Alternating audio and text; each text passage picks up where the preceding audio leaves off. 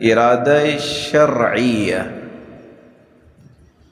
اس کا مطلب یہ ہے کہ اللہ ایسی چیز کا ارادہ کرے جس سے اللہ راضی ہے، اللہ خوش ہوتے ہیں۔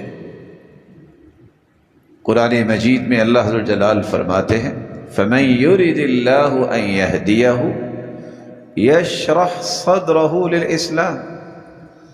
اللہ جب کسی بندے سے خوش ہونا چاہتے ہیں، کسی سے راضی ہونا چاہتے ہیں، تو ارادہ کیا کرتے ہیں؟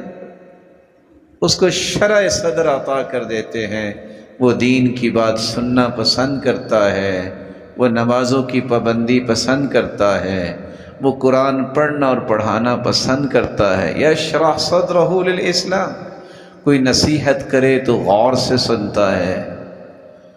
لیکن اللہ جب کسی سے راضی نہیں ہوتا، یجعل صدرہ ضیقا حرجا کأنما یصعد فی السماء، تو کیفیت کیا ہوتی ہے؟ اس شخص کے سامنے قرآن پڑھو، وہ کہتا ہے جان چھوٹ جائے تو اچھا ہے، نصیحت کرو تو بات نہیں سنے گا، کبھی بھی وہ دین کی بات سننے کے لیے تیار نہیں ہوگا، کبھی بھی اس کے سامنے قرآن و حدیث کھول کے بیٹھ جو توجہ نہیں دے گا۔ اصل میں یہ بدقسمت انسان ہے جس سے اللہ ذوالجلال نے خیر کا ارادہ ہی نہیں کیا۔ مجھے اور آپ کو بھی یہ سوچنا ہے کہ میری اور آپ کی کیفیت کیا ہے؟ کیا دین کے بارے میں شرح صدر ہے؟ کیا دین کی بات سننے سے ہمیں لذت آتی ہے؟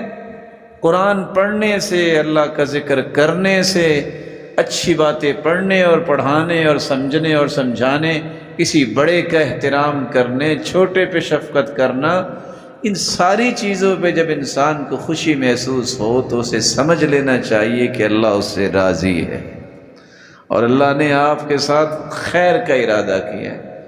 اور اگر یہ ساری چیزیں پسند نہ ہوں، بلکہ پسند یہ ہو کہ گانے سننے ہیں، پسند یہ ہو کہ برگل گفتگو کرنی ہے اور ایسی مجلسیں اٹینڈ کرنی ہے، تو کوئی آپ کے اوپر وحی تو نہیں آ سکتی، وحی تو منقطع ہو چکی۔ لیکن یاد رکھیے گا آپ دھوکہ دے رہے ہیں اپنے آپ کو، آپ بدبخت لوگوں کی صف میں جا چکے ہیں جن سے اللہ ذوالجلال جو ہے وہ راضی نہیں ہے۔